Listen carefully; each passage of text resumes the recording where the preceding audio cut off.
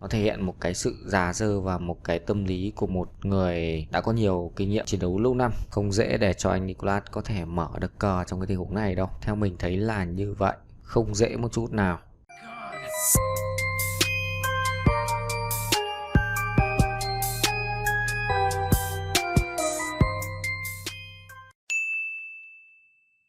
Hello, xin chào tất cả mọi người nhé. Chào mừng mọi người trở lại với series bình luận cao thủ của mình trong ngày hôm nay. Và ngày hôm nay thì mình sẽ vẫn tiếp tục cái tập thi đấu thứ 3 giữa hai cao thủ anh Nicolas và bạn Tom Phan. Ở hai tập thi đấu trước thì tạm thời anh Nicolas đang vươn lên dẫn với tỷ số 4-1, và để xem ngày hôm nay liệu Tom Phan có rút ngắn được khoảng cách hay không, hay anh Nicolas sẽ là người nới rộng khoảng cách. Và để không mất thời gian nữa, mình sẽ đi vào trận đấu ngay đây. Vẫn như mọi khi, mình vẫn luôn nhắc các bạn tập trung để trước khi theo dõi trận đấu, bởi vì trình độ hai người này rất cao và tốc độ của trận đấu nó rất là nhanh. Và ở ván đấu thứ nhất này thì anh Nicolas sẽ là người được đi trước khi cầm X, và Tom Phan sẽ phải đi sau khi cầm O. Để xem anh Nicolas sẽ lựa chọn cái hình thức open 4 như thế nào. Vẫn là một cái thế cờ quen thuộc thôi. Hiện tại đang có 42 người đang xem, và Tom Phan vẫn như thường lệ lựa chọn đôi công, luôn luôn là một cái đấu pháp đôi công. Và để xem anh Nicolas sẽ phòng thủ phản công thế nào, hay là một lựa chọn đôi công. Bình thường thì anh Nicolas luôn luôn là đánh phòng thủ phản công các bạn nhá, sẽ luôn luôn là phòng thủ phản công, và mình nghĩ con này rất hay. Tom Phan sẽ rất khó khăn trong cái con này đây. Để xem ở đấy sẽ lựa chọn giải pháp để ràng buộc đối phương như thế nào. Ở đây thì đang là luật một đầu các bạn nhé, hay là luật Kumoku mà các bạn vẫn hay gọi đấy ạ. Chặn trực tiếp luôn đến từ Tom Phan. Và khi như thế này thì chắc chắn sẽ rất thoải mái dành cho anh Nicolas để đi tấn công. Vấn đề là anh ấy sẽ mở cờ như thế nào. Ok, mở như thế này. Mình nghĩ nếu như Tom Phan lựa chọn chặn luôn đường hai chéo này sẽ là một giải pháp không tồi. Ô, nhìn đánh vào đây ư. Con này có vẻ không hợp lý rồi. Nếu như vậy thì anh Nicolas sẽ kéo đường 3 ngang này ra để phá đường chéo này và tiếp tục giành quyền đi mở cờ. Chắc chắn Tom Phan sẽ phải chặn ra phía bên ngoài rồi. Phía bên ngoài chính là phía tay phải của các bạn, rất căng. Để xem là Tom Phan để xem là anh Nicolas sẽ sử dụng một tình huống mở cờ như thế nào. Chắc chắn là bạn ấy sẽ chặn đây rồi. Ồ, một pha cờ rất bất ngờ đến từ Tom Phan ạ. Và quay xa phía bên này chặn, sau đó tạo ra đường chéo ràng buộc. Rất hay nhỉ. Phải nói là Tom Phan cũng rất cẩn thận trong cái tình huống này.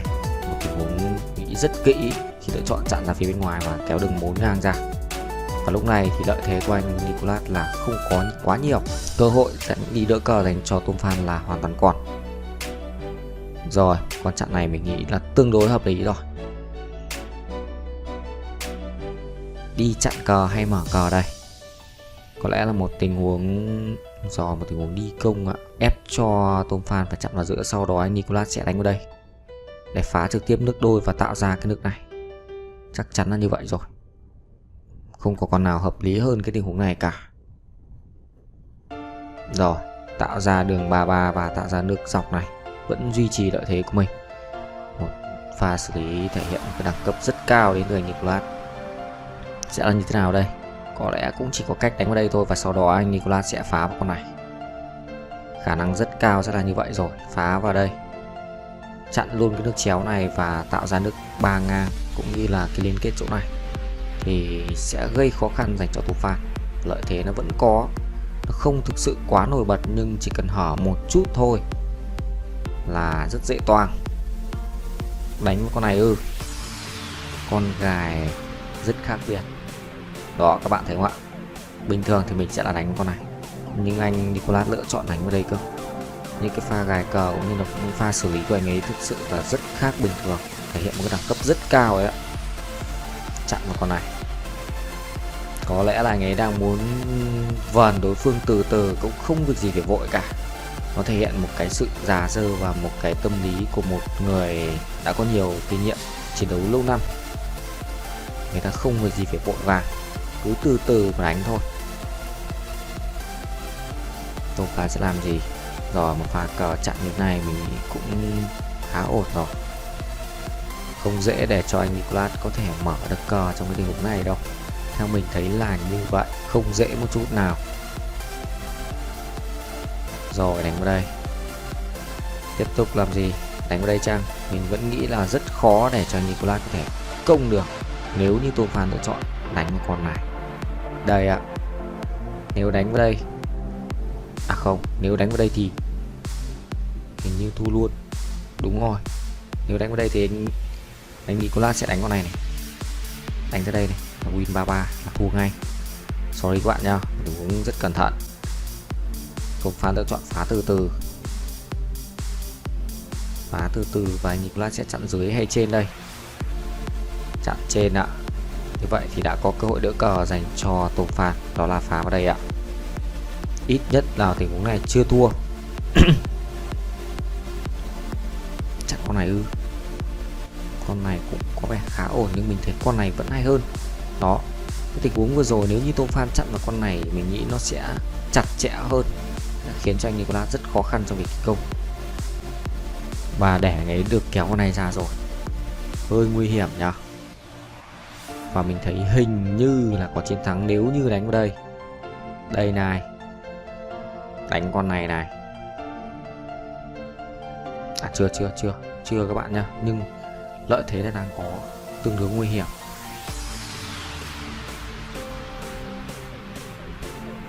Cứ chặn bình thường thôi, mình nghĩ tình huống này cứ chặn bình thường thôi. Đã có gì đâu nhờ. Nicolas lựa chọn đánh rất nhanh trong tình huống này. Phải nói là rất nhanh. Mặc dù mình chưa thấy có nước thắng đâu.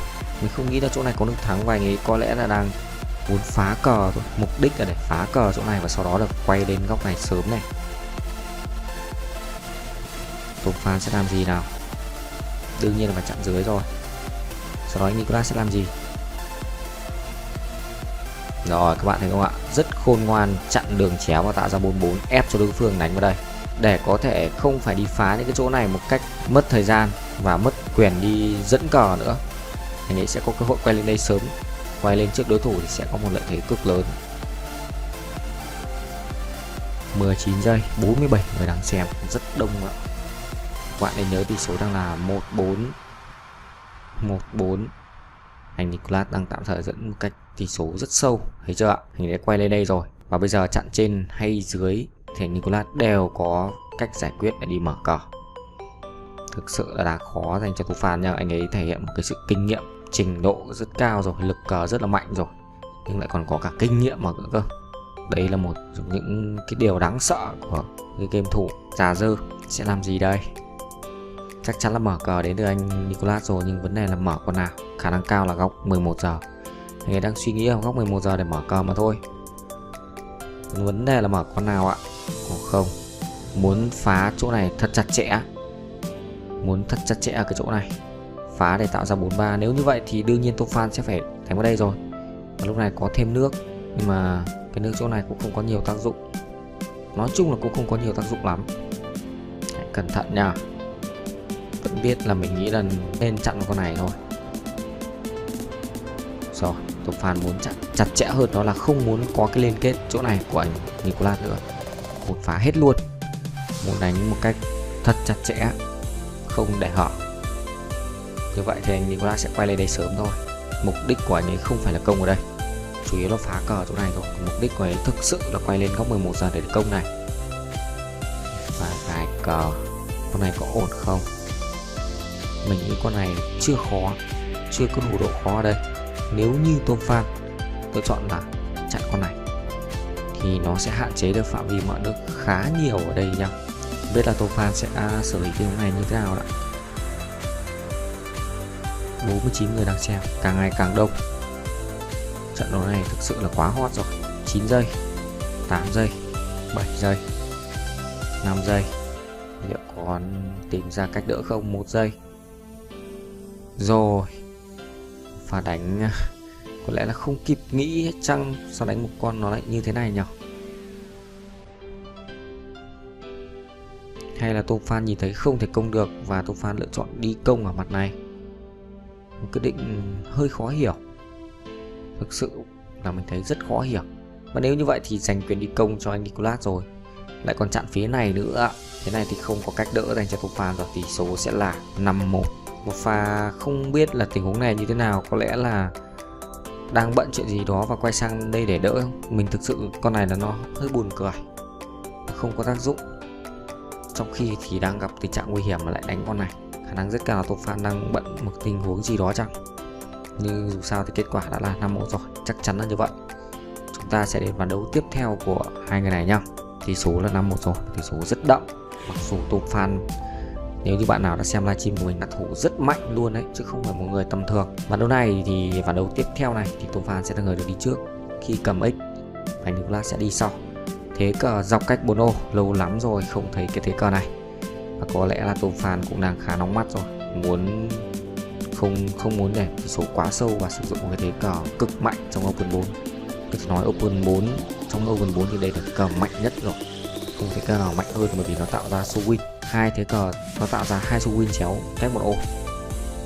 Và anh Nicolas lựa chọn là đánh như thế này cơ. Để xem Tô Phan sẽ làm gì nào, để xem anh thấy có tìm ra cách đỡ hay không. Thực sự cái thế cờ này nó kinh khủng lắm các bạn. Rồi, tạo ra một cái cách đỡ khác lạ để khiến đối phương không đánh được những cái tình huống quen thuộc, thì sẽ cần phải game thủ đó phải có khả năng, có thực lực thì mới gây khó khăn được, chứ không thể là học thuộc đâu các bạn đâu. Đương nhiên kéo con này ra là hợp lý rồi. Cứ kéo con đấy ra, bởi vì kéo ra thì đối phương không có tác dụng gì cả, không có thêm nước gì cả, còn mình có thêm liên kết. Đầu tiên phải kéo con đó ra, sau đó thì Tô Phan sẽ lựa chọn như thế nào thì chúng ta cùng xem. Chặn luôn, mình nghĩ là hợp lý rồi. Khó dành cho Nicolas, khả năng rất cao đi Tô Phan sẽ chặn hẳn xuống dưới luôn, không cần chặn trên nha. Rồi, chặn trên. Cái đường 3 ngang này sẽ làm gì đây? À đâu, không còn phải chặn trên các bạn nhá. Chặn trên là chuẩn đấy, tránh cho đối phương đi công. Vấn đề là con 3 ngang này sẽ phải nằm im hoặc đi phá cờ mà không thể phá được. Phá trực tiếp thì Tô Phan chặn trong thì lại có thêm rất nhiều nước nữa thì không thể đỡ nổi cờ. Mình nghĩ với cái thế cờ này thì qua lại ai thì cũng vậy thôi, nó mang lại một cái lợi thế rất lớn. Tô Phan sẽ phá trực tiếp vào đây chăng? Theo mình thấy thì trước khi phá vào đây thì hãy kéo con này ra trước. Kéo con này ra trước cũng được. Ok, bây giờ thì anh Nicolas không có bất kỳ một cái nước gì đi công, còn Tô Phan đang có 1 nước, 2 nước, 3 nước và cái đường chéo nữa là 4. Gần như không có cửa thua dành cho Tô Phan nữa rồi. Thế cờ nó quá mạnh, anh Nicolas cũng phải bất lực thôi. Tỷ số sẽ được rút ngắn xuống còn 5-2 dành cho Tô Phan. Đánh bình thường không thể ăn được thì phải chơi bài, có lẽ là phải như vậy rồi. Cứ thế đi chặn thôi, gài cờ là cũng xong rồi. Đây, vừa chặn vừa gài các kiểu, còn là điều chỗ này thì đỡ làm sao được ạ. Ok, con gài rất chính xác, không thể có cửa thua nữa rồi, trừ khi là Tô Phan tự chết thôi, không thể thua được nữa. Và có lẽ là sau ván đấu này thì mình sẽ tạm thời dừng tập 3 ở đây, và chúng ta sẽ hẹn các bạn ở tập cuối cùng nha. Tập cuối cùng sẽ là tập mình hứa hẹn với các bạn sẽ là một tập rất căng thẳng đến từ hai người này, bởi vì lúc đó Tô Phan đã lấy lại một chút tâm lý và thể hiện cái sự quyết tâm muốn gỡ gạc lại, không để muốn thua sâu nữa. Chặn vào đây không có tác dụng nữa rồi. Bây giờ thì Tô Phan quá nhiều cách đi công. Một là có thể đánh cách hàng như thế này, hai có thể là kéo con này ra sau đó làm gì thì làm, rất nhiều cách để đi công. Mình nghĩ kéo đường 3 ngang dọc này ra là hợp lý nhất, sau đó giành quyền đi kéo đường chéo này. Đó, ok, Tô Phan lựa chọn đi công một cách chính xác rồi. Sau đó sẽ là kéo đường 3 chéo này ra, cách một ô ra. Có rất nhiều cách để có thể đi công ở cái chỗ này, quá nhiều cách đi ạ. Làm sao công, làm sao cho đối phương không có một cơ hội để đỡ cờ, chỉ đơn giản như vậy thôi. Còn chặn như thế này thì cũng chẳng có tác dụng gì nhiều. Tô Phan lựa chọn kéo con này ra, đánh ra đây, hoặc đánh con này ra trước này. Quá nhiều cách luôn.